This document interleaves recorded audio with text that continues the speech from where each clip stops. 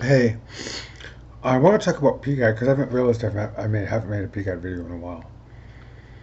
We I'm gonna say almost about 45 minutes ago, it finally ended. We had an orgasm that lasted 45 minutes, just from 7 p.m. till 7:45, and it's about just getting on 8:30 p.m. now.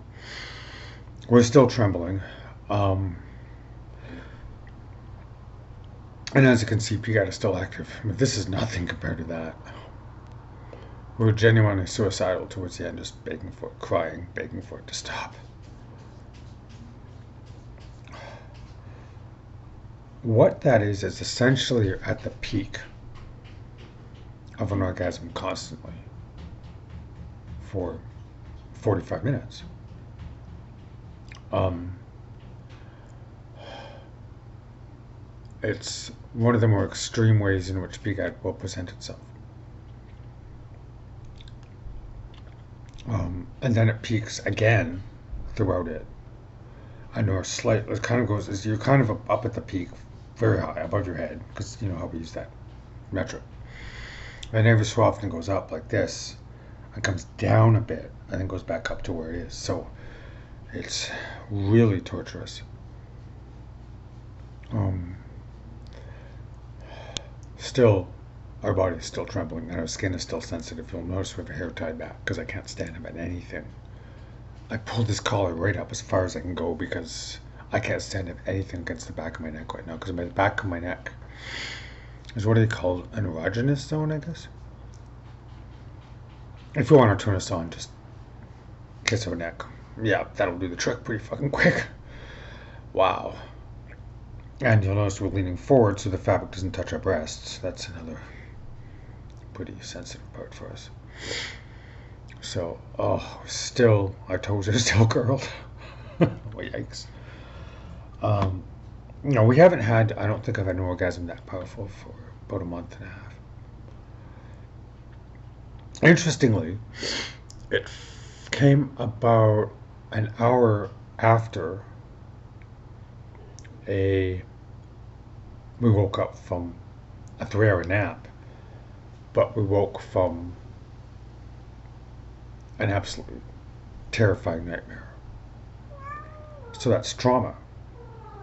And recently, and we probably always you just didn't notice it before, after something traumatic, PGAD flares up.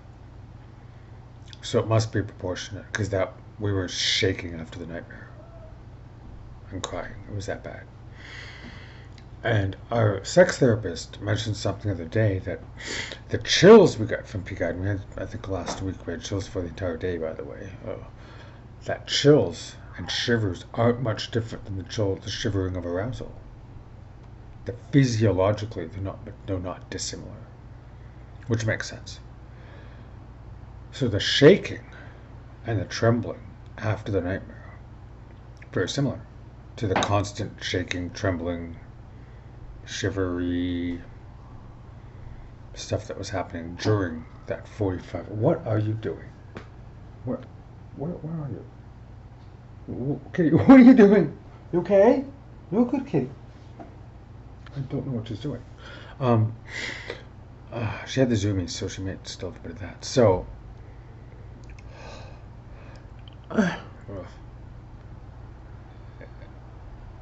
sorry, it's hard to focus because it's still happening. It's just not that anymore, but it's still, our skin is still ridiculously sensitive. We're still trembling. Our toes are still curled. Uh, uh, yeah, and it's very difficult to focus from moment to moment. Um, you'll notice we're not really moving our body very much because most motion of our body it's too sensitive. Like I'll kind of do something, and I'm not honestly eager to do it, but I probably should do it just for illustrative purposes. I'm gonna see if this does what it can do. Oh yeah, okay, yeah, okay, that's ah! Yeah, definitely. That's why we're not moving. That's how sensitive our skin is right now. That's pretty extreme.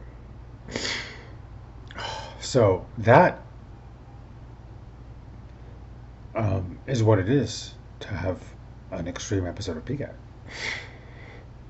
That's been going on since 6 o'clock. So what time is it now? Well, since about 6:30, I'd say. So that's 2 hours. Wowzers! And it doesn't show any sign of letting up. So there we have it.